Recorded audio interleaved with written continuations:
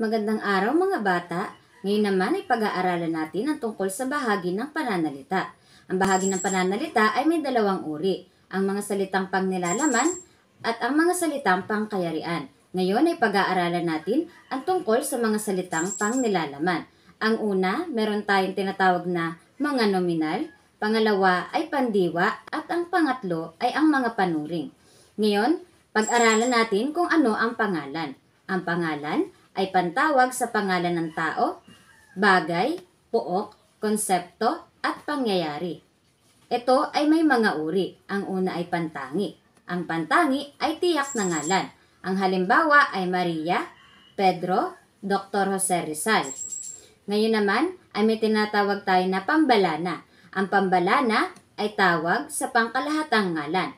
Ang halimbawa nito ay binibini, ginang, artista, inhenyero, guro, aklat, lapis, instrumento, ballpen, lungsod, lalawigan, at bayan. At meron naman tayong tinatawag na panghalip. Ang panghalip ay pampalit o panghalili sa pangalan. Meron din itong uri. Ang unang uri nito ay panao. Katulad ng ako, ko, akin, kami, tayo, atin, natin, namin, ikaw, iyo, mo, kayo, inyo, ninyo, siya, niya, kanya, sila, nila, at kanila. At ang pangalawa naman ay ang pamatlig. Ito ay gamit sa pagtuturo ng pangalan. Ito, iyan, iyon, nito, niyan, noon, dito, diyan, doon, heto, ganyan, ganito, at ganoon.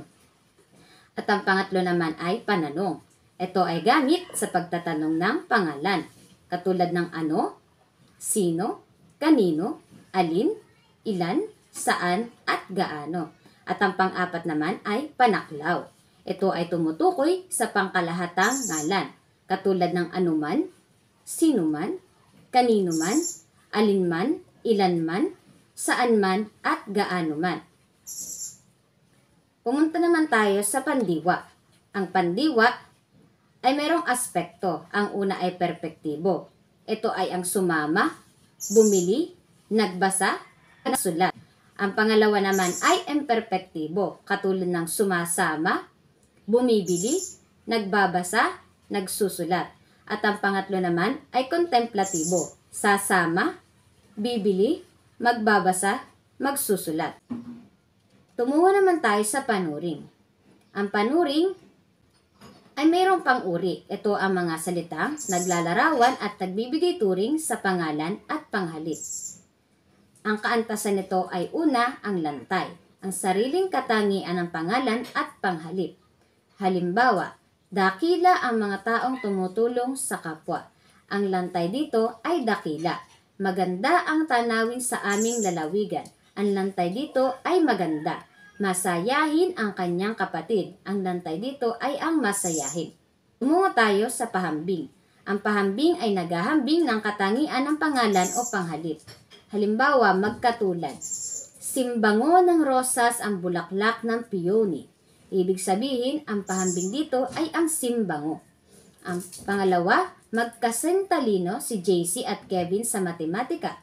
Ang pahambing dito ay ang magkasing talino.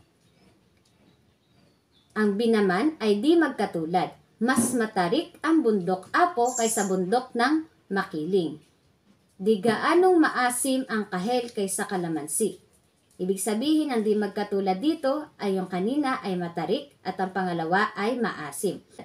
Ngayon naman ay pasukdol. Ito ay nagsasaad ng pinakanatatanging katangian ng pangalan at panghalip. Halimbawa, ang Crash Landing on You ay napakatanyag sa lahat ng K-drama. Ang pasukdol dito ay napakatanyag. Pinakamagaling na direktor si Lino Broca ng kanyang panahon. Ibig sabihin, ang pasukdol dito ay ang pinakamagaling.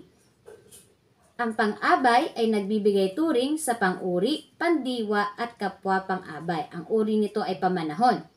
Ito ay nagsasaad ng panahon. Halimbawa, darating bukas ang kanilang panauhin. Ang pamanahon dito ay bukas.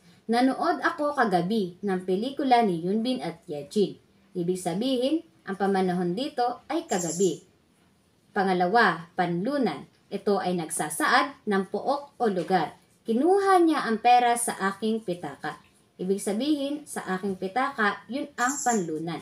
Namasyal sa tabing dagat ang magkasintahan. Ang panlunan ay sa tabing dagat. Pangatlo, pamaraan. Ibig sabihin, ito ay nagsasaad kung paano ginawa ang kilos. Lumakad siya ng patalikod. Ang pamaraan ay patalikod. Bumagsak ako sa lupa ng padapa. Ibig sabihin, ang pamaraan dito ay ang padapa. Ang pang-apat ay panggano. Ibig sabihin, ito ay nagsasaad ng dami. Kumain lang ako ng kaunti. Ibig sabihin yun ang panggano. Nagulat siya ng bahagya sa kanyang nakita. Ibig sabihin, ang bahagya, yun ang panggaano. Yun lamang at sana marami kayong natutunan tungkol sa bahagi ng pananalita tungkol sa salitang pangnilalaman. Paalam!